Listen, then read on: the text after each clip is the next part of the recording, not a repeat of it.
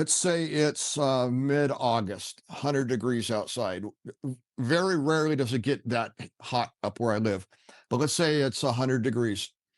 Take out my map and locate a spring or a creek, etc., and start to follow that, especially during the hot part of the day. Massive, thick cedar groves are great places to hold up and cool off. So, yes, utilizing a map, the topography, the icons, all the little details that these maps show you, if you can understand them or the language, it will kind of give you this different perspective. Instead of just parking your rig, dumping off onto some Forest Service trail, wasting your time walking in and out. So my first real aha moment post utilizing maps was I was following this, I'm just going to call it a game trail, a heavily used path packed down uh, what I'm going to call just the animal highway. Mhm. And we're going off into the bush. So as I'm walking in to the bush, heading deeper and deeper and deeper through the trees, through the thick brush, following this game trail slash highway. And as I get into this one particular area, I notice this, what I call a tree twist. Mhm. And I immediately stop, drop my backpack, and I start to examine this very, very carefully. I want to see if this is made by elk, moose, ungulates, possibly a bear or something. So as I'm examining it, I noticed that there are no scrape marks, no tool marks, no abrasive areas that, in my opinion, would be caused by antlers, or there was no claw marks. Now, I'm not saying a bear claws, but it just didn't look right. And the more closer I looked at it, it appears to either have been grabbed from above and below and twisted and then laid, or snapped and twisted and laid in a particular direction. So in this photograph, it's pointing into the upper right, however it appears. Mhm. So I started to walk that direction. And on my map that I was carrying, I put a little dot notation mark of where this tree twist is at. So I start following the direction that's pointed. Now, I'm off the path. I'm off the game trail slash game highway. I'm now going through the straight, thick brush, getting stuff out of my way, climbing over deadfall, making my way around. And lo and behold, I come into an area where there was another one. And I'm going to, the best of my recollection would be about half a mile from this particular one. I in the direction I found another similar one, and it's also what appears to be twisted and no marks on it. There's, again, no scrape marks, no again, what I'm trying to uh elucidate is no marks or scrapes from antlers, and it's pointed in that same direction also. So as I'm again following this direction, and I start noticing these all around me, and they're all pointed in one direction. And I'm thinking, again, being this one right here, um, it's just one quick pick of the second one I found. Okay, I didn't know if you were ready for that. I was just trying to give examples of Perfect. what you were talking about. Mhm. Perfect. So how again, from this angle, it doesn't represent the direction as the first one, Hmm. but it how the top of this twisted branch was pointing, hey, this direction. So I just started noticing these all around in this particular area. So did you follow these just I mean, decide to follow the direction they were pointing just on a whim? Or was there anything else guiding you to make that decision?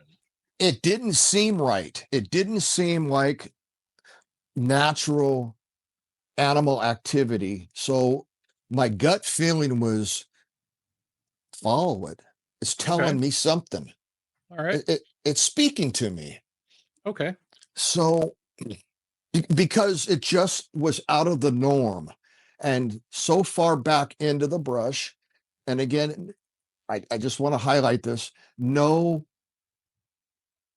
no evidence of it being caused by what I would assume the animals living in this area. It just was out of place. And then Okay. multiple, multiple. So I start marking these on my map and I end the day sleeping overnight in this particular area. Uh, Come out the next day and head home. I get home and I start looking at this map and start connecting the dots. And it just seemed to point one particular direction. And then it ended up at this just a steep sheer drop off. Yeah, that's what I was like, well, come on. I was in anticipation. I was wondering where did it lead, right? Well, what I think happened was that it was an observation point because where it ended at this cliff, you could sit on this cliff and look across the canyon at this well, not a campground, but an area where it's heavily used. Hikers come in, Oh, they'll okay. park their vehicles. So I kind of was thinking, well, maybe they sit here and just watch and observe. It's just what I thought. Because Mhm. why would all these breaks lead to one direction? So I did a very thorough search. I looked as far as I could to the right, as far as I could to the left along this cliff, being very careful. And I found no more of these tree breaks, nothing. Um, so that led me to start to think that these beings can communicate non-verbally with the surrounding vegetation, the surrounding things that they have. One thing that I absolutely refuse to use are stacked rocks. If I come across 4 or 5 stacked rocks, in my opinion, that means nothing because Okay. those rocks could be stationary for who knows how long. I mean, they could be hundreds of years stacked there. That's just my opinion. I don't And it's a known thing that hikers do. exactly. So I just pay no attention to them. I do want you to hit on how you made the leap from the pointing of the tree breaks to the cliff to the nonverbal communication. Well, the the tree breaks, I just kind of thought has to be some way of communicating, go this direction Mhm. or this leads to something. Okay, I understand. I misunderstood. There's a lot of talk about like telepathy communication, in the woo circles. So you mean nonverbal as in creating signs, creating, things like that to follow. Yes, visual cues. Gotcha, gotcha, gotcha. Visual cues, not hearing a tree knock, and that means, hey, come over here, or Right. some sort of odd noise that could be created by who knows what. These are visual, in my opinion, signs that mean something that we don't Underst understand. understood. I wouldn't take the time to break a branch, twist it, and point it in direction if I wanted to have a buddy of mine come back in, because he might not be paying attention. It might go right over the top of his head, unless I, said, "Hey, you look for these," etc. Oh, Um, I'm sorry, I have one more question. yeah, So when we talk about pointing these trees in one direction and and on your map, they end up following one another to create like a pathway, correct. so to speak. Why do you think they twisted them? Why not just break it into the direction? The only thing I can think of is that it would be something that they would notice, that they would understand. We So it wouldn't be a moose breaking a branch and it falling over. They'd be able to correct, distinguish it correct, being unnatural. correct. It would be, again, a nonverbal visual cue that they would understand, that would be out of the normal moose tree break, or moose, elk, deer rub antler, or snow load, etc., that would be caused by natural, the wind, etc. Now, see, that makes sense because my first thought was if I was gonna like make a marking for myself, I would actually just break the top without even thinking about it being confused with something else. Mhm. So that makes perfect sense. Please continue. So once I started noticing these things that are out of place, uh, that just didn't seem to be made by Mother Earth, etc., the natural the natural environmental ways that they're created, that trick people. I mean, I mentioned this before in the first one. Not every stick crossed on the ground, or every tree limb that's broken, means something. Something really has to stand out. It just makes you stand there and pause and think, what made this? And then I get to another area. I finally gave up on this, following these tree breaks to this ledge. It just ended with no more uh, information. No more data was collected in that area. Did you Uh, ever find any more of tree breaks like this similar that created a path in other areas? Not to the extent this one. Not to the Gotcha. extent this one did. This was Gotcha. almost an anomaly. Okay. Uh, Okay. I did put up a few cameras, game cameras, um, left them for months. Now, I'm a big game camera guy. I mean, I really believe in using that bit of technology. That I can explain that at a later time. All right. But I did put up multiple game cameras, and of course, the stereotypical playing with me, messing with me, letting me know that they're there. Uh, How did they do that? well, they in this one particular area that I I mean, we can leave it for the talk about equipment and cameras if you like, and yes, move on. that would be a whole series in All itself. right, all right. Let's move on. Go. So I finally gave up in this one area, put up the cameras, came back months later, noticed that they had been messed with, and I kind of says, well, they're in here for some reason, but they're not leaving me any more sign, etc. So I just collected my cameras and backed out. I started to head down another log. Well, when I say logging road, we're talking a logging road that is could be 100 years old, so overgrown. Uh, that's become almost fun to walk through because you're on flat ground, but you got to walk over certain things. It's not hard walking, but Right. it becomes fun at times. Uh, and then I started noticing in this one area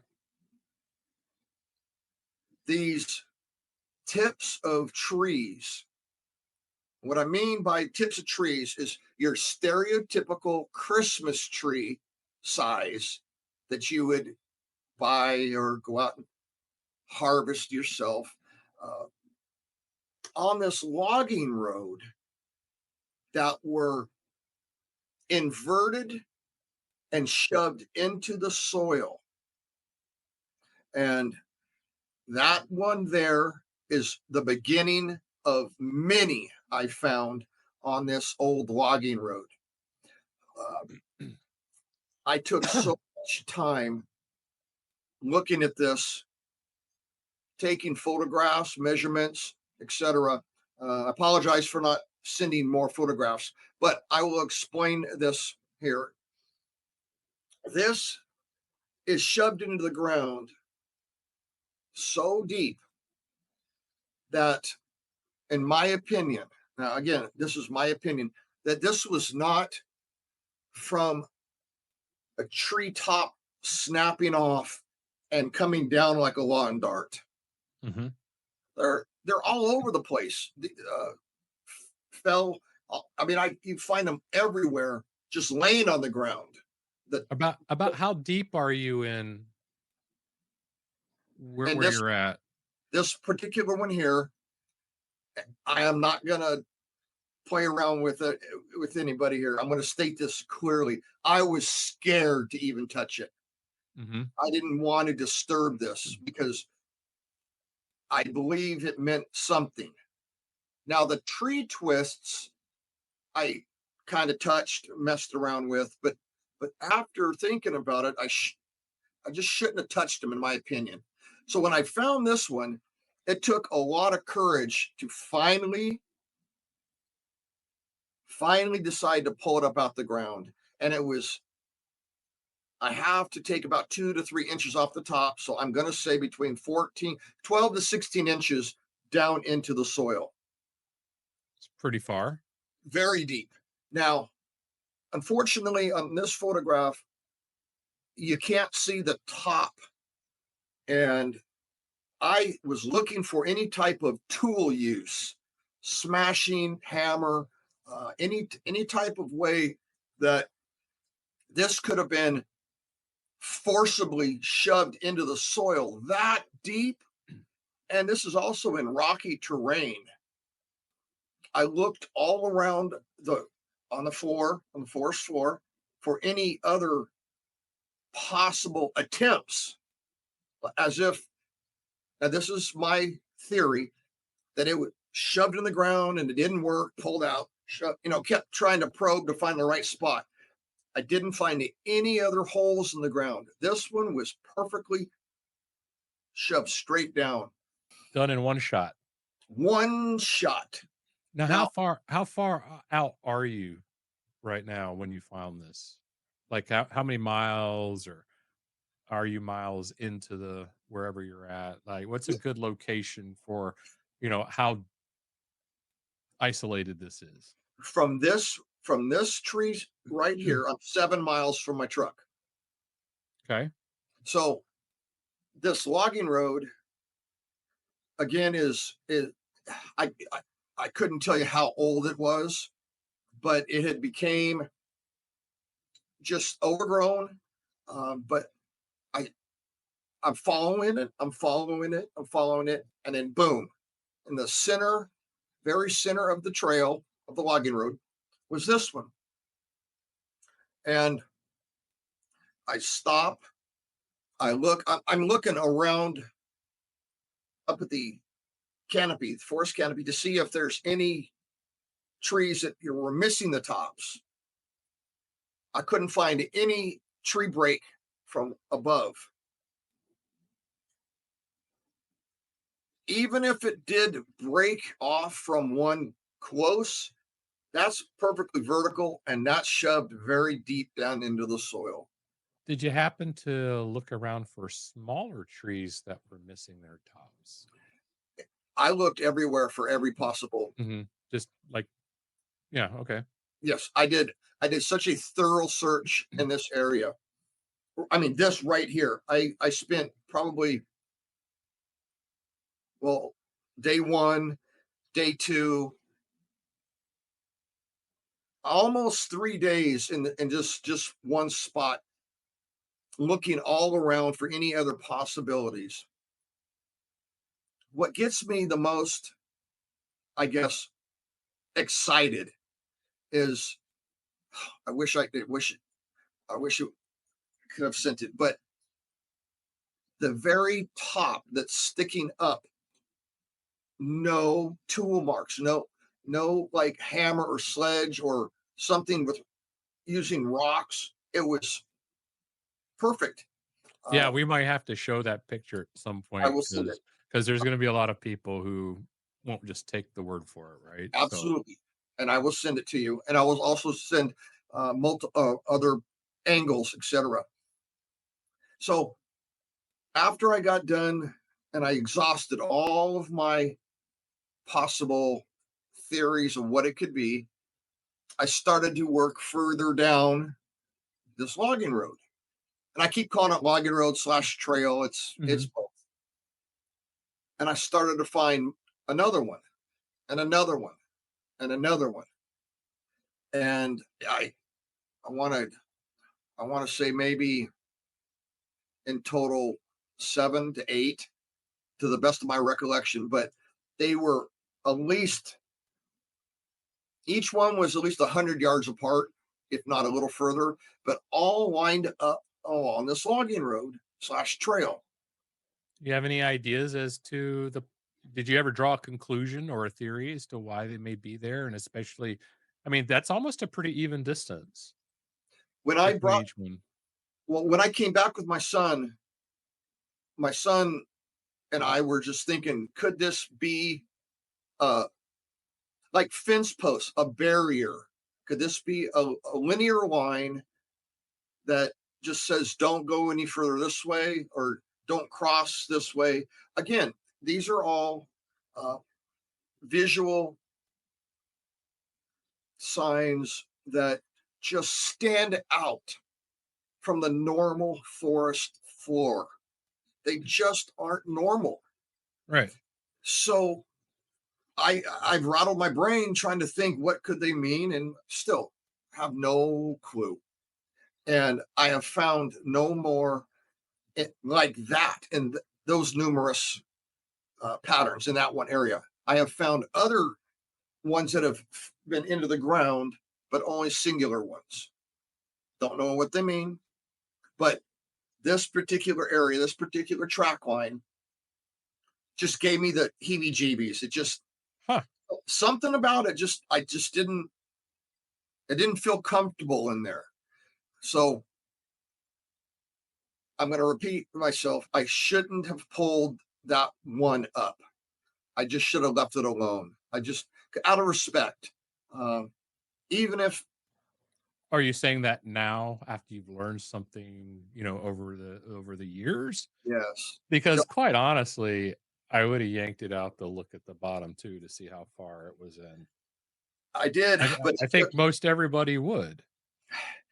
Not a respect thing, and you're like, "Well, what the hell is this? How did it get in there?" It's just curiosity. it hit me hard.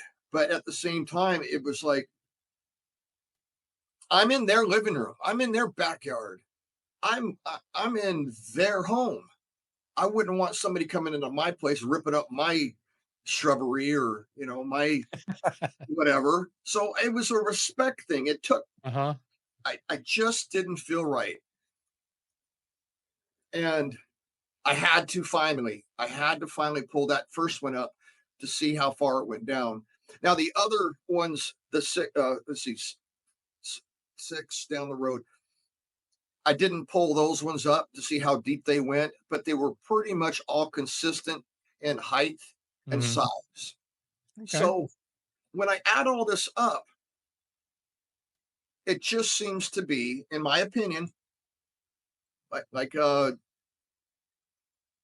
not enter zone, don't cross here. Uh, but it's not in an area where I have seen anybody else walk into. Uh, so I don't think it meant humans keep out. I think it was just communication between whatever they say to one another, or again, I have no clue. Uh, so I end up putting up cameras in this area, and to repeat the first issue, those cameras were messed with also, and there here comes a pattern. Here comes a Okay. pattern that starts to show itself. Um, and I had the cameras uphill, pointed downwards, watching from above. Didn't matter. Still, they were messed with, and they're in this very particular way that's very consistent. So that again meant something to me. I'm in their area. They don't want the cameras. They don't want to be observed or get out. So I back out of that area. My son and I decide to go out one afternoon, late summer, and him and I, without our dog, it's just him and I alone. And we walk into this uh, parking area where there are Kelly humps. And I don't know if anybody's familiar with Kelly humps. They're little ditches where the forest DNR they dig so you can't drive your vehicle over. Oh, yeah. I've seen yeah, yeah. So we just call them Kelly humps. Um, so it keeps vehicles out. But once you walk over the two humps and you start walking up the road, this logging road that was used decades ago made this left hand turn and started going uphill. Well, Okay. right out this corner, you could see through the brush a secondary logging road that branched off. So my son and I decided to walk that, just go off into the bush. We get in there, we're walking our way through. And as we're walking, there are there's other roads that branch off. And we just pick a particular one. And now this one that we picked, if that makes sense. So we're on a main one, where we take a secondary older one, and then we take a third, even older, overgrown one, and we start walking that back in. And this one was very hard to get through. So much deadfall, so much uh, brush and overgrown. But Mhm. we're just working our way in, and off to our left is a little tiny creek, just trickling with water, just enough that you can hear it. And my son, for some reason, says, Dad, let's dump off. Let's go head over to the creek and let's walk the creek. It's a lot easier. And I'm like, hey, you're right. Mhm. This is busting our butt. This is it's getting a little rough. Um, so we just dump off. We walk, oh shit, maybe 50 yards off, and we hit the creek. Now, the only way I can explain this is like hitting the lottery, because at any other point that my son decided to say, dump off, we wouldn't have found this, what we found. And I don't I don't know if I sent it to you, but it is uh, It's a fish trap. It's a Oh, series of rocks that you lay in the creek, and you make a half circle, and you go up above, and you just kind of work your way down towards that fish trap right there. So you can see the water has receded because we're in late summer here. And if you can see where my name is, those rocks are stacked in an almost crescent shape. yeah. Okay. So at a particular time in spring, when you got more water, water flow is at the level of the rocks, you can go up above and work your, just kind of splash, stick, shove sticks in the whatever, make as much noise as you can, and flush the little trout that are in that stream. And then they'll get caught in that little half crescent, easy pickings. And right when we got to the creek right there, this is a Boy Scout technique. This is a survival technique. And I got to thinking, what are the chances that somebody had come all the way up, worked their way up like we did, randomly picked this spot to dump off, and then boom. Now, this is not what I would call fresh, fresh, fresh. This, but it's still the remnants of a fish trap. Right. I guess my next question is since there was a logging trail, could this be from that time period? On this, on Yeah, this, yeah, yeah. Could this be related to the time period there was activity, when the loggers were there? oh, this was the logging road that we were on was Uh-huh. so old that the over the years, the decades, this would have been washed out. This Oh, would have, okay. yeah. Okay. Okay. Okay. So I'm thinking by looking at this right here, this looked as if it was done in early spring of this year, of the year we found it, due to the fact that over the years, the amount of water flow that would be coming down would start to knock it down more and more each year. So I'm just assuming that this here was made in early spring. Then, as I'm talking to my son and I'm explaining to him what this is used for, what I know it's used for, what I was taught in the Boy Scouts, etc. My son's starting to put this, and he's 17 at the time. He's like, "Oh, that makes sense, but we're not going to get any fish right now because there's no water." I'm like, "Yeah, well, not now.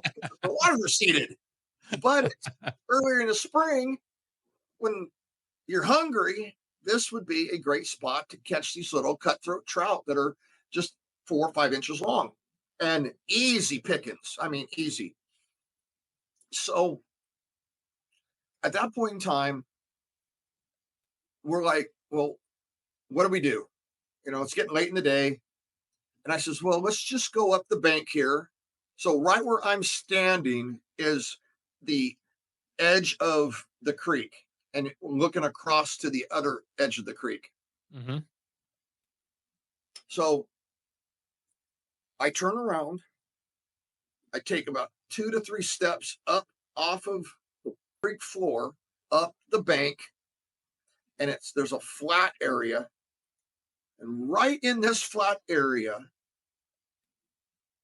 I believe we walked into a, a classroom. What I mean by that is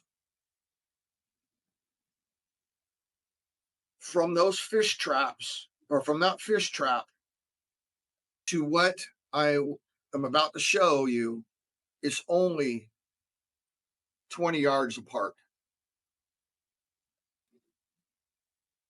There were these stick circles. You tell me when to put it up. Right, let's go. Boom. So where I'm standing at right here is the edge of the creek, right at the bank. Each one of these stick circles were so fresh that there was no debris, no pine needles. So there's it's underneath the tamarack, a bunch of tamarack trees, and tamarack shed their needles like crazy.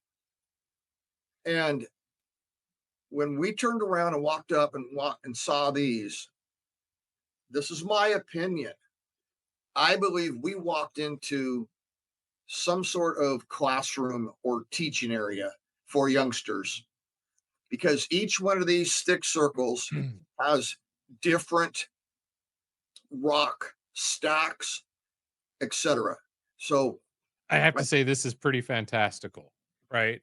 Um, I don't know what to I don't know what to think about that. I'm gonna put up another picture so we can see mhm, closer. Yeah. thank you. That's a great one.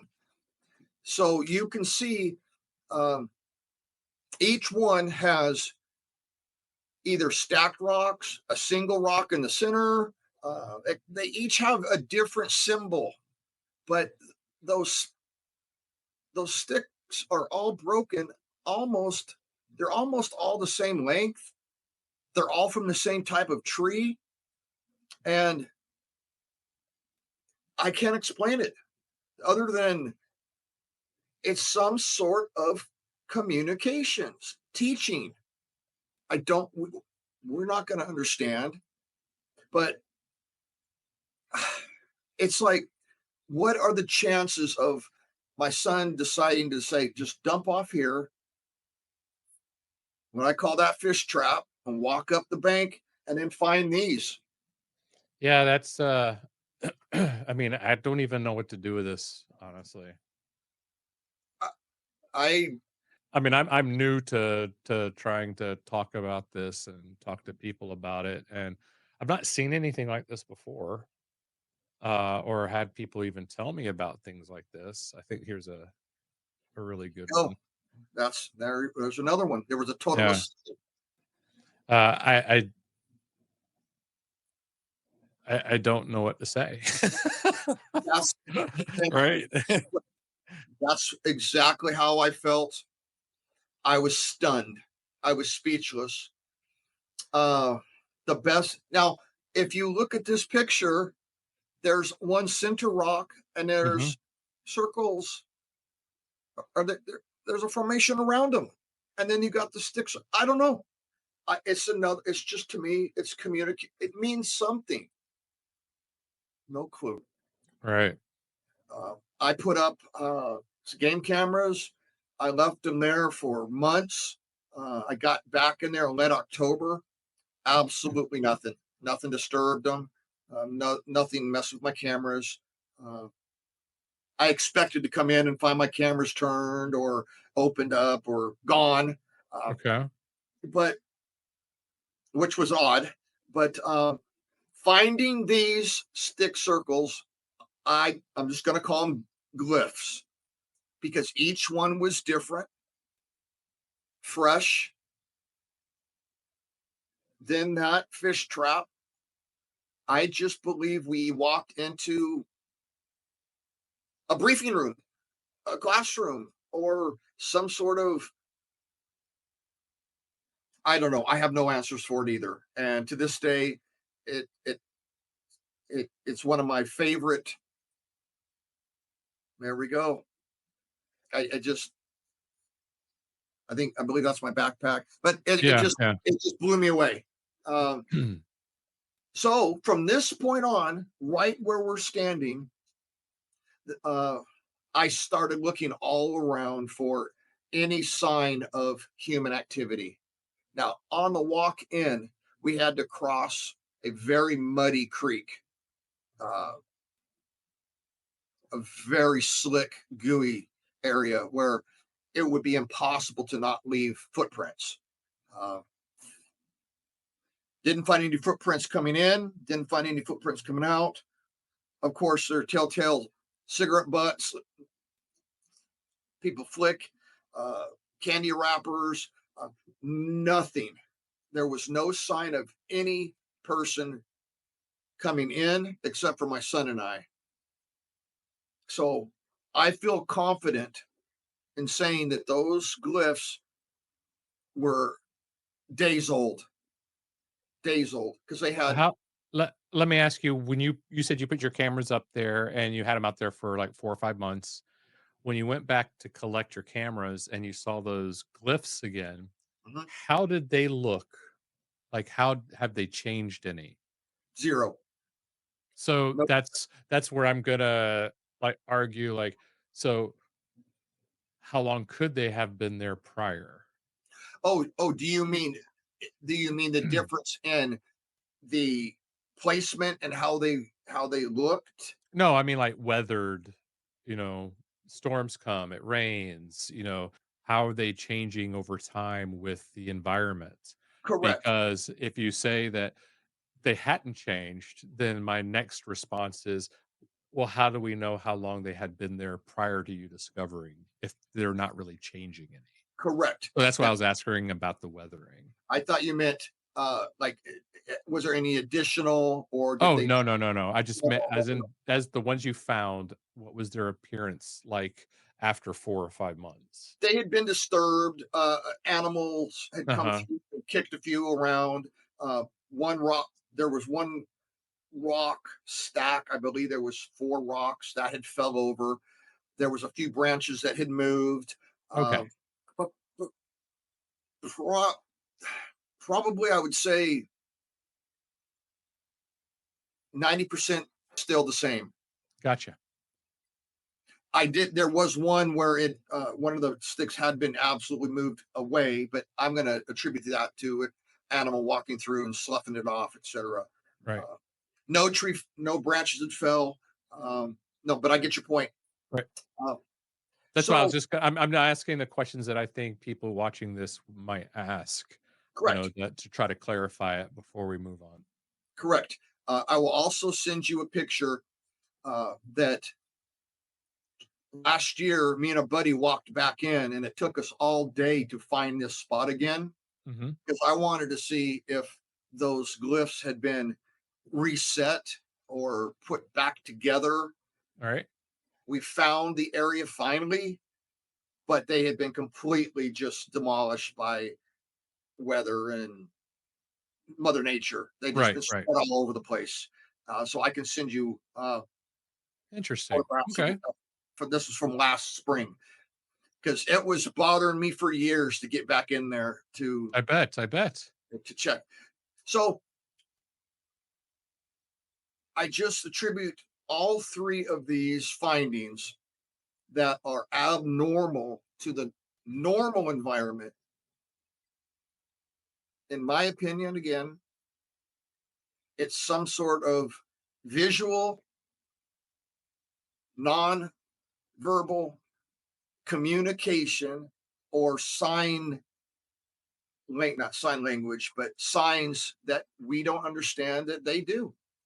It's what I attribute it to. So those are the first things I started to notice when I got a little bit more experienced into paying attention to my surroundings and what just is out of place when you're Oh, back in. those are definitely pretty out of place. They were, they are, they are. And I, I respect them so much that again, I don't want to touch them. Those circles didn't touch a thing, didn't move a rock. Very hard for me to even take a tape measure out. I just, Mhm. it's a respect thing. Um, I just can't explain it. And I hope one day that maybe we will figure it out, but it's, maybe we're not meant to, but it definitely means something to them. And I thoroughly enjoy finding those like anybody else would. Well, let me ask you, uh, I'm guessing if you would have found more like that at some point, you would have said so. Now, what about the trees that you found that were stuck in the ground? Have you ever found any more of those, or was that the only occurrence? No, I have found other ones all over the place, but only singular ones. Not Never have I found any in a linear line. or multiple. So I have, yes, I have found quite a Hmm. few, but only singular ones. I still can't say that it was the singular ones were done by Mother Nature, the tip snapping off and Bond darting down. But to Right. the depth that they go into the soil, it's very hard for me to believe that that could be done to that depth without without some sort of force. So, and I'm prone to agree with you based off of just how the simple dynamics of an arrow works, right? You have a lot more weight on one end of that branch than you do the opposite end. One side's thicker than the other. And you have branches, pine needles, things like that. They're going to act kind of like the feather of an arrow. So I'd expect if it fell out of a tall tree that it wouldn't be able to sustain the upside down with the heavier weight on the top. Right, the heavier weight I would just I just don't see how the heavier weight could sustain being on the top at that angle for such a long period. exactly. Um, so just trying to wrap my mind around it, trying to think different ways of thinking about it. But I obviously something placed it there, right? I mean, I can agree with you on that all day long. Something placed it there. It didn't fall out of the sky and land there, especially with 6 or 7 in a row. Total of Um, seven. Yes. the 7, total of 7, right. Yeah, I would love to know, like, and then I guess those are the questions that you've been asking yourself forever, like, what the Yes. why? Yes. Why? Yep. Yes. But Why? when I placed the cameras and they messed with them, whenever they messed with the cameras, and from what I feel is just get out of here. Don't bother us in this area. Uh, but you're correct. And you still use cameras to this day? I am a camera addict. I Yeah, believe in them. I right. believe in them. And Is it so much, believing in them to try to get pictures, or it's helping you get other information by them being messed with? not going to get pictures. I mean, Right. it's not, I mean, I've gotten a few that, of course, I will share, but my main goal is to collect some sort of evidence that they leave behind. And they, I always say they're so smart. And I will argue with anybody that they have such extreme dexterity with their thumbs. If people say that they have just, a nub, I've had the doors open of my some of my game cameras, the SD card taking out. I mean, that's for another day. Right, right, right, right. I see. Yeah, yeah. We Yeah, said we do but that some other time. yes, but I just I use cameras as a tool to collect evidence Hmm. from them touching them, and the fact that they do notice them and are smart enough to move them in the manner that they know to not be caught on cameras. Well, that's pretty clever. Use the cameras not for their intended purpose, but for something else. I think that's pretty clever. Um, I think that just that alone, that idea alone right there could help some other researchers, with, the going thing of don't bother putting cameras out. You're not going to get anything. We'll have to do it this way. But putting them out to get a different type of evidence, that's pretty interesting. I'm trying to obtain fingerprints, Hmm. any type of hair that might be left behind. For example, if uh, one was trying to figure out how to open the door or the battery tray, and the battery tray sprung back and sloughed off a piece of skin or grabbed a piece of hair, etc. Um, that's how I use them. I use them as Mhm. an evidence trap, if that's Okay, yeah. a better way So to. we should change the subject because I feel myself having a lot more questions about the cameras, and we Mhm, said we were gonna do a whole thing about cameras and equipment. mhm. So, we're actually nearing the end of our time. So is there anything you'd like to wrap it up with? Um 'Cause, honestly, I think we're doing a pretty good job of, moving into, that first episode where we were talking about, things to watch out for your, uh, your path to learning Mhm, about these kinds of things, mhm. and now moving into going even deeper and finding more evidence. So, Observation. yeah, so hopefully, this takes us down the track of how this starts to form, how you actually start collecting this evidence and start deploying cameras and things like that. And I don't know if you wanted to talk about, we mentioned it earlier, talk about your note taking, or did we want to do that in the next one? Because That would be a that would I could that's talk going about. to take a lot longer.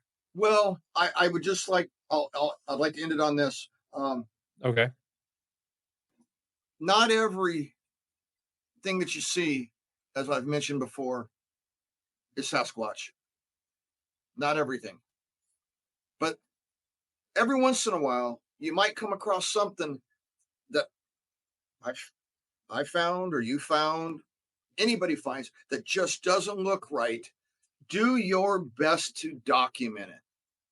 Take as many photographs. Please, please pull something out for size to gauge. You know, like I mentioned earlier, I believe carry a dollar bill in your pocket. Just something. I didn't do those photographs there. Of course, I didn't do that because Hmm. this was in the beginning.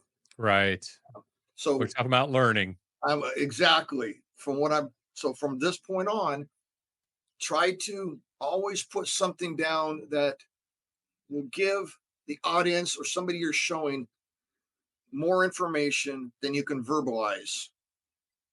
And take notes, write down anything that you can remember. Doesn't have to be as exaggerated as I do, but date, time, place, etc. And keep those because eventually it might just become a pattern that just might show up sometime. You never know. No, you don't. Well, thank you so much. Thank you. I'm going to enjoy keeping on going down this path with you, and I think everybody else is too. You're sharing a lot of good information, and I like that we're doing it slowly and working our way into it. I Um, agree. if we just jump to the big theatrical stuff, we miss a lot of stuff in between. Um, Absolutely. so, uh, thank you so much, and we will continue doing this series and continue learning with Jason. So don't forget to hit like and subscribe. And I think it's awesome. I just said subscribe right. Usually when I'm tired, I can't say it. But thank you, Jason. I really appreciate you. Thank you so Thank much. you, Dave. Everybody be safe. Please be safe.